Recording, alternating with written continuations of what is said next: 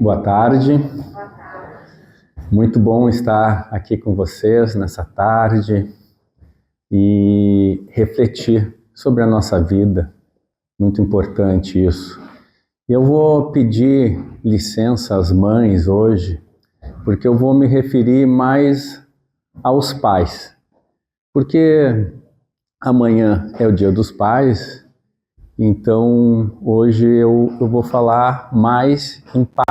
Mas isso não quer dizer que as mães não estejam incluídas, né? As mães, com certeza, têm um papel fundamental, talvez até maior, do que os pais. E também existe as pães, né? As mães solo, que são mães e são pais. Então, peço licença para me referir apenas aos pais, mas todas as mães aqui estejam incluídas. E também quando eu for falar de filhos, né, de sermos filhos, de termos pais, todo mundo vai estar incluído com certeza. Então, hoje nós vamos refletir sobre essa relação, pais e filhos. E começando pela reflexão de como é ser pai hoje em dia, não é nada fácil. Vocês vão concordar comigo que hoje nós temos um concorrente no nosso papel educador que é muito sedutor. Ele é muito diversificado, sedutor, muito forte e muito presente na vida dos nossos filhos, que é a internet. Que é um fenômeno praticamente recente. Temos aí 40, 50 anos de internet. Ainda a gente não sabe lidar com isso.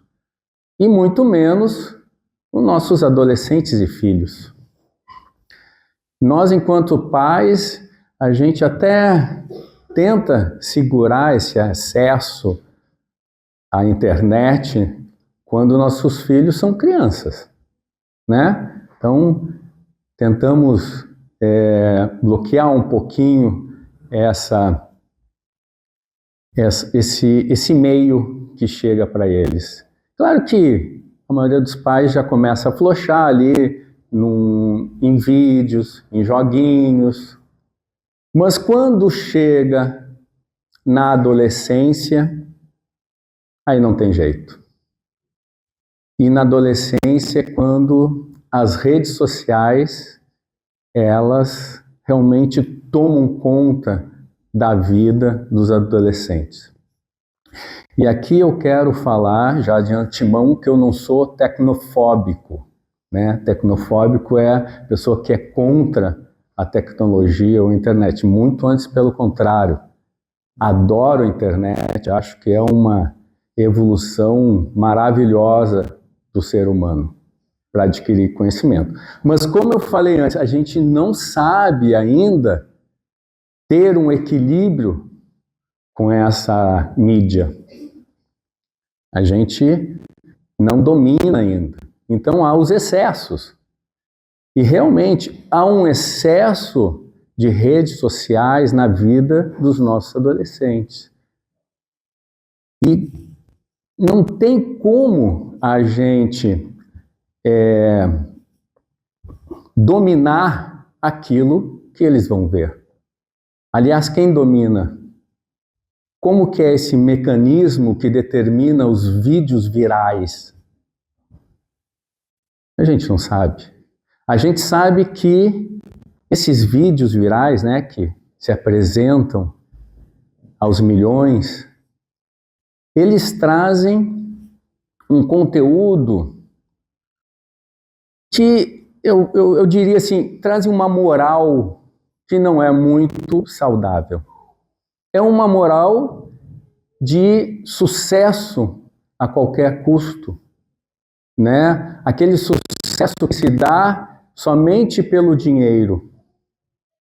Aquele sucesso imediato, né? Aquela busca pelo sucesso imediato, mesmo que for uma coisa bizarra. Aquela fama, né? Se faz qualquer coisa para ter fama. E aí o que acontece? Há um conteúdo que não é de crescimento espiritual, moral, pessoal, e ele causa danos. Causa danos principalmente nas mentes dos adolescentes que estão em formação. Uma mente em ebulição, né? A adolescência é assim, uma ebulição de sentimentos, de emoções, e aquilo vai bombardeando.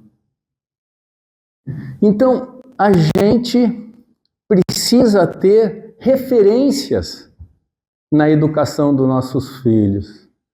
Mas aonde é que estão essas referências? Aonde que a gente pode buscar essas referências atualmente? A gente sabe que as religiões tradicionais, elas já estão com seu conteúdo superado, né? Os jovens, eles já não conseguem se ligar a essas religiões. Também não conseguimos ter como referência os nossos governantes, nossos políticos, né? Não tem como. Nossas escolas também estão atrasadas em relação a essa velocidade que é o mundo de hoje com a internet.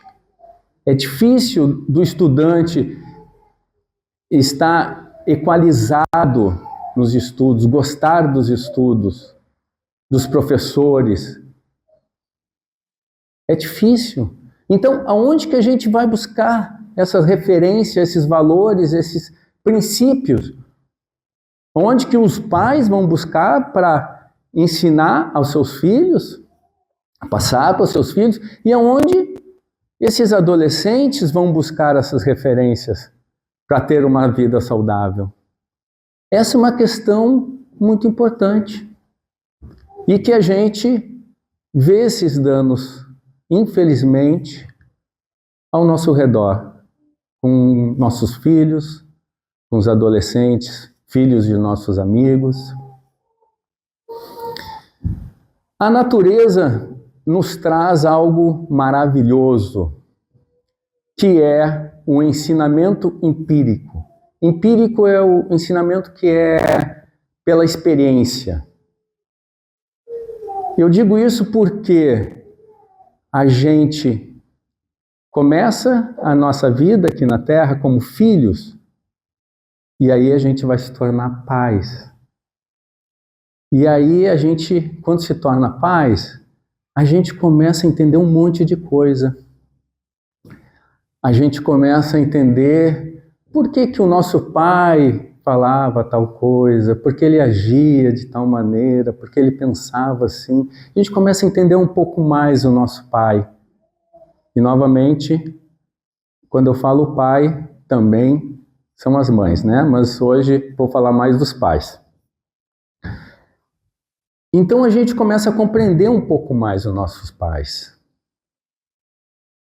E começamos a perceber que ali tinha conhecimentos, verdades, por mais que os pais sejam diferentes de nós. Mas ali tinha uma responsabilidade. Ele era de tal forma por causa da responsabilidade dele. E a gente vai aprendendo. E aí, de repente, quando a gente começa a perceber que a gente tem um filho para ensinar e que a gente tem responsabilidades, e o nosso filho é rebelde como a gente era, a gente começa a aprender certos conhecimentos. Começa a dar valor a princípios, a valores assim, que os nossos pais tentavam nos passar. Mas, na maioria das vezes, essa experiência, esse ensinamento empírico, não é suficiente. Não é suficiente. A gente precisa de algo mais, de ensinamentos superiores, digamos assim, elevados, né? Que tenham uma visão que possa nos levar para um caminho de evolução e que a gente possa transmitir isso para os nossos filhos. Onde é que estão esses ensinamentos?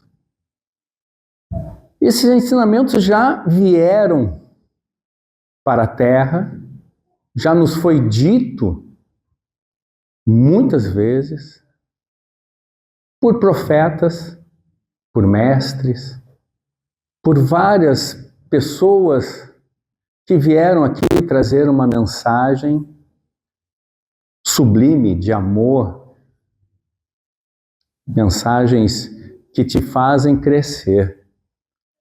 Espíritos esses superiores à média, alguns muito superiores, como Jesus, que trouxe uma mensagem de amor e de carinho que a gente ainda não compreendeu. Mas estamos no caminho. Este é um caminho seguro. Recentemente,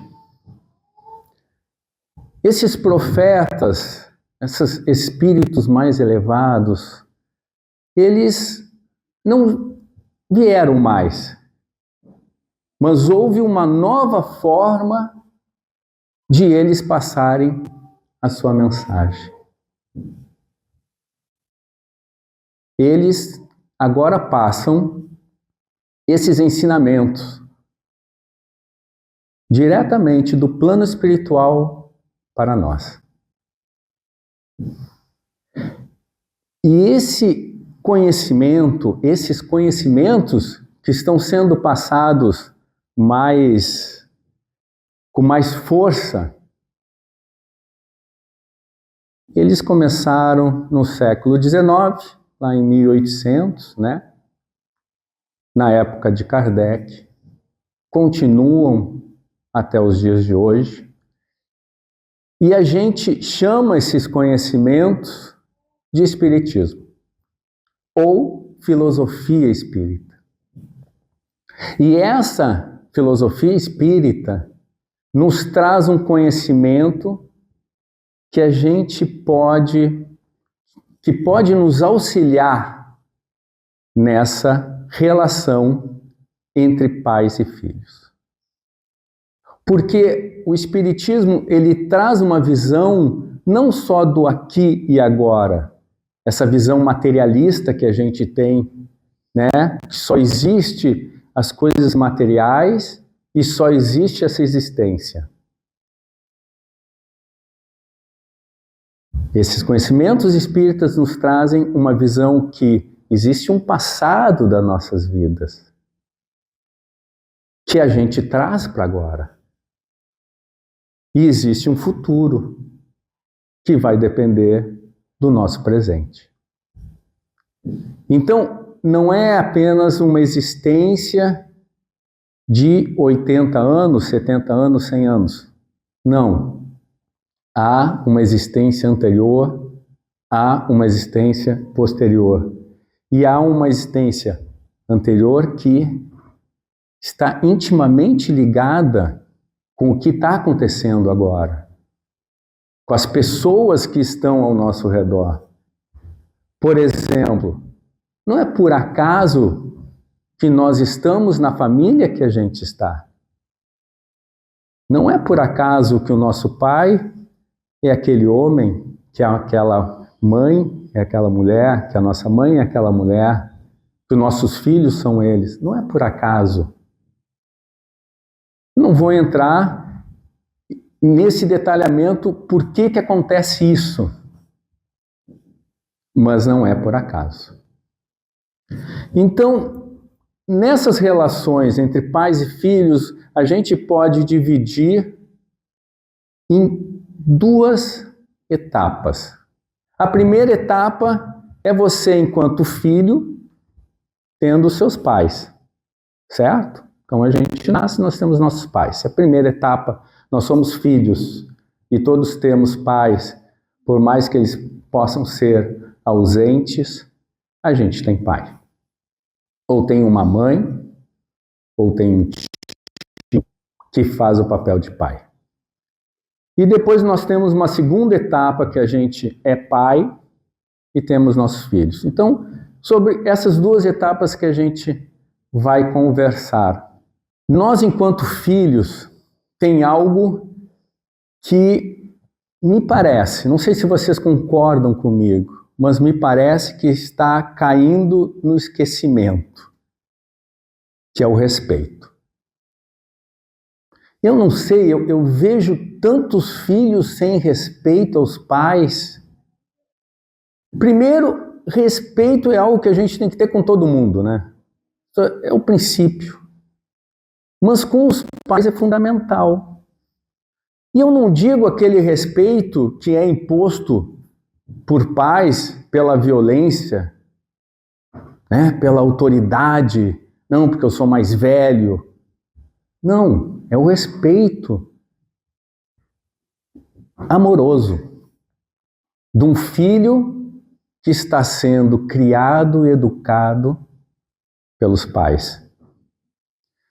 Algumas vezes eu fico pensando que isso aconteceu, talvez, porque alguns de nós possamos ter tido pais muito autoritários.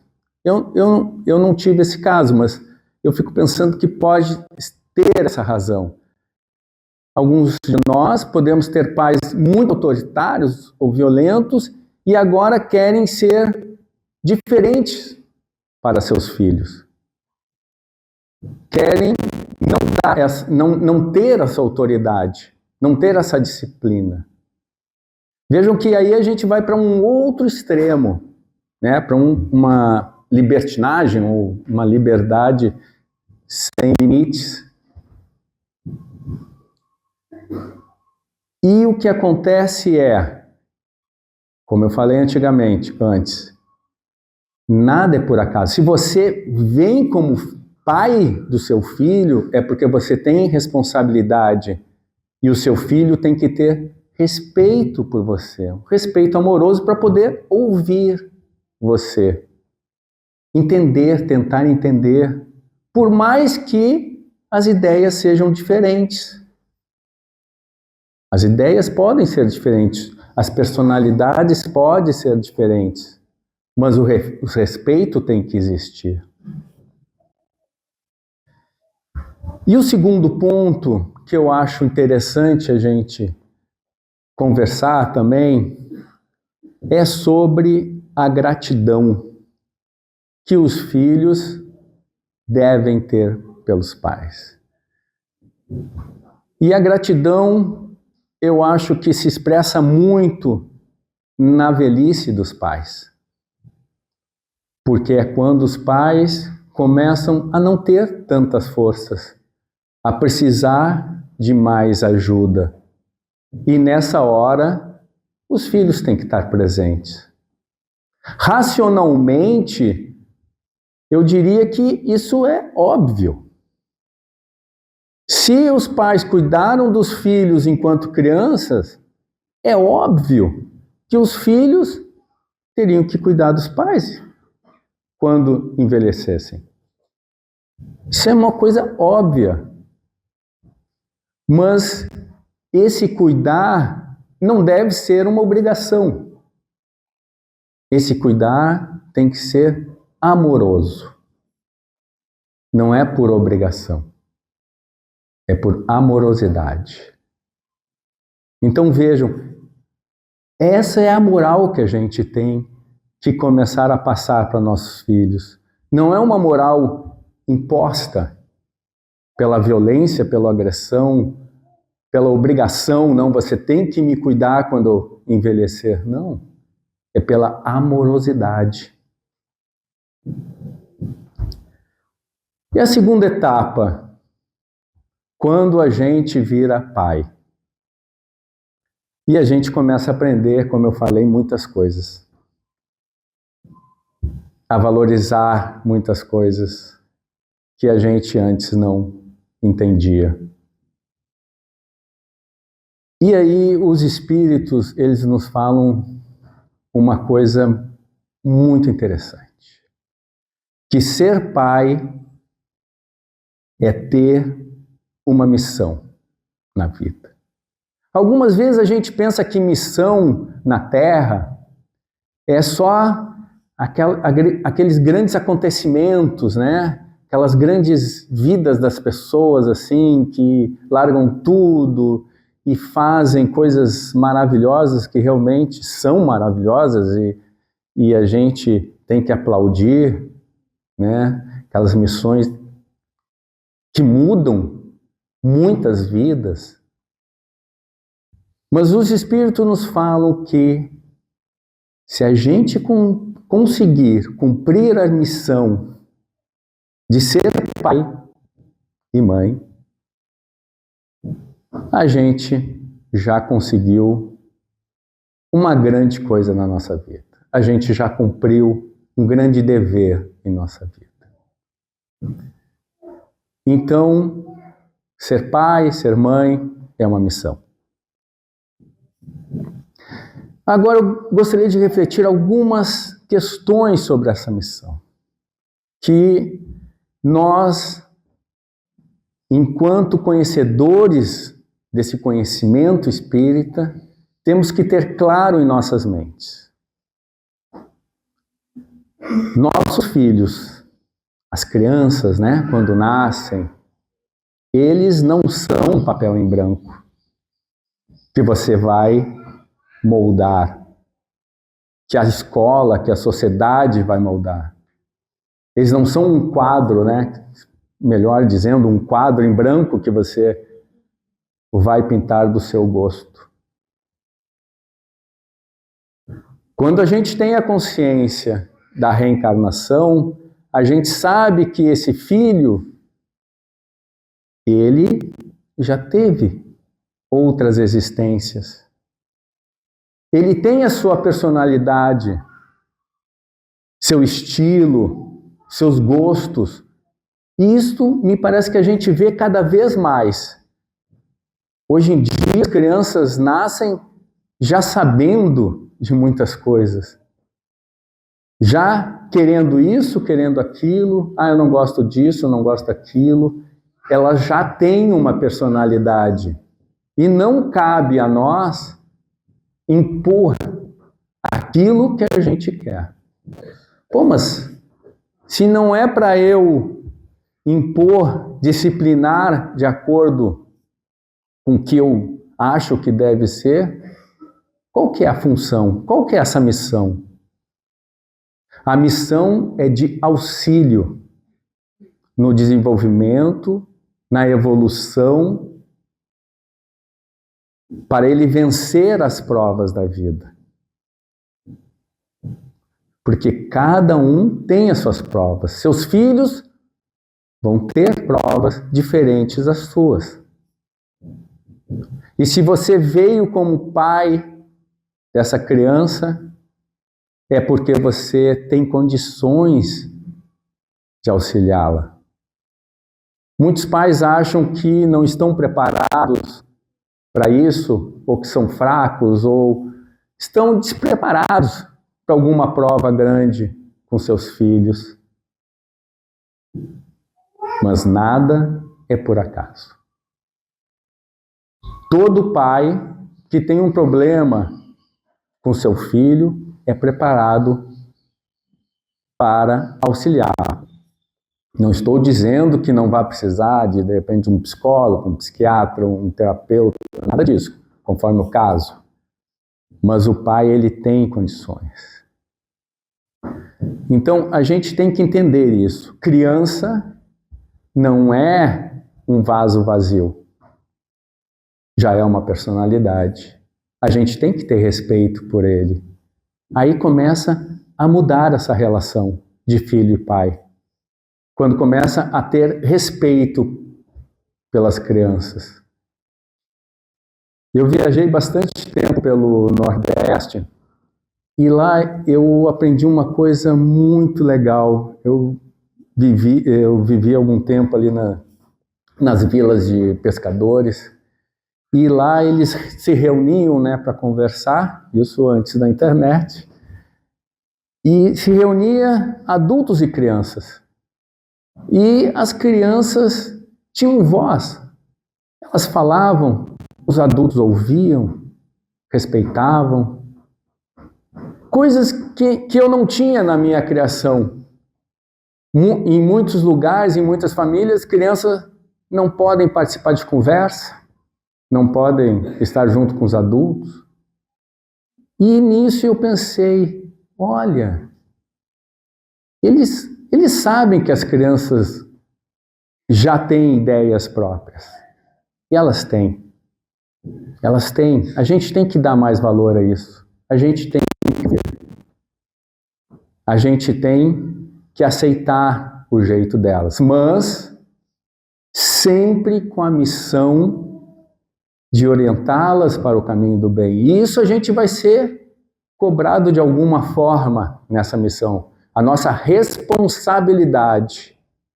Porque não é ser amigo apenas. Ser amigo dos nossos filhos é importante, mas não é só ser amigo. Nós somos pais, nós temos responsabilidades de mostrar este caminho, estes valores, esses princípios que são importantes para o nosso crescimento, que são essenciais para a gente alcançar a felicidade. Então, nós temos que pensar nisso, nessas relações, porque essas relações são o que vão refletir depois na vida dos nossos filhos. E os nossos filhos podem crer. Algumas vezes a gente pode até achar que eles não nos escutam ou não estão vendo as nossas ações, mas eles prestam atenção. Então a gente tem mais do que falar, dar exemplos concretos. Nossas ações têm que falar mais do que nossas palavras. Isso é muito importante.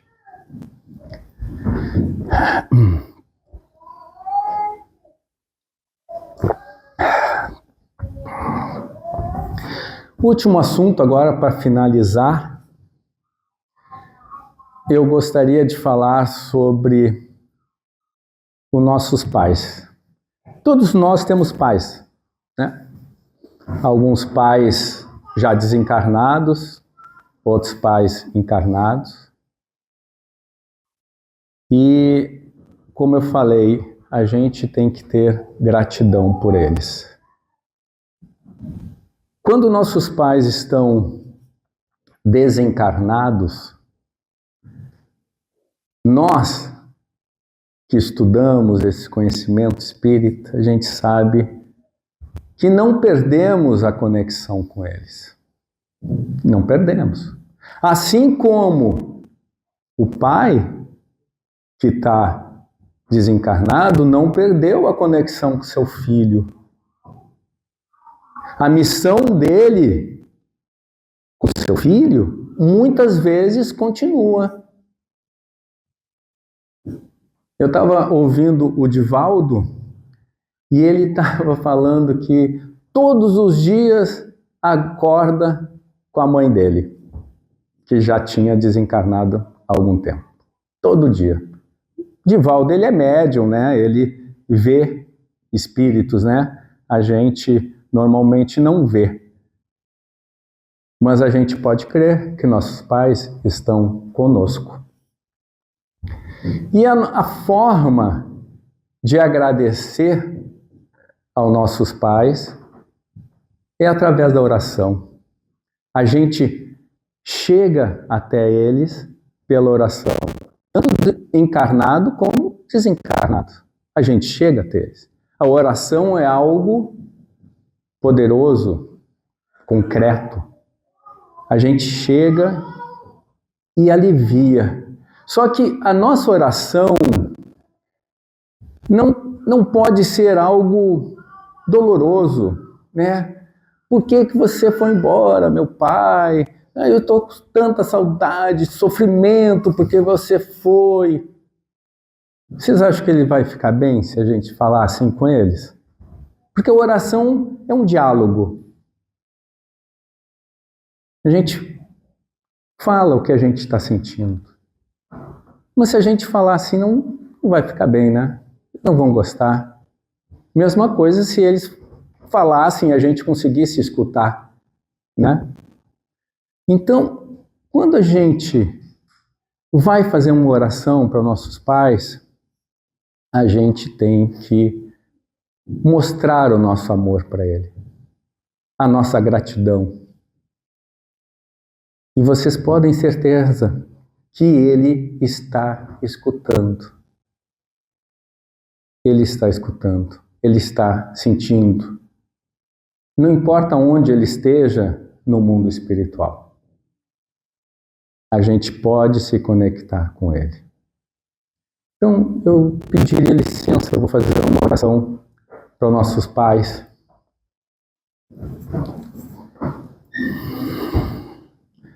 Então, vamos tentar se ligar aos nossos pais, nosso pai, nossa mãe, essas pessoas que, mal ou bem, nos criaram, nos deram a oportunidade de estarmos nessa vida. Aproveitar essa oportunidade de estarmos aqui tranquilos e agradecer a eles. Mostrar a gratidão que a gente tem por ter eles em nossa vida. Dizer a eles também que a gente pede desculpa, que ele possa nos perdoar por algum ato, alguma palavra, alguma coisa que a gente tenha falado, ou por alguma ação. Isso acontece.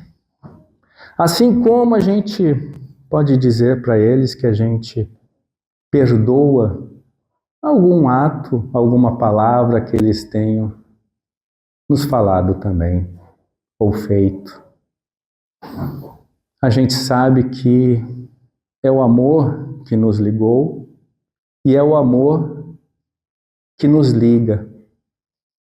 Que esse amor não está finalizado, nem essa relação.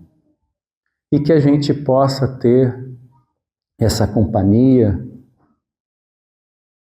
durante a nossa vida aqui.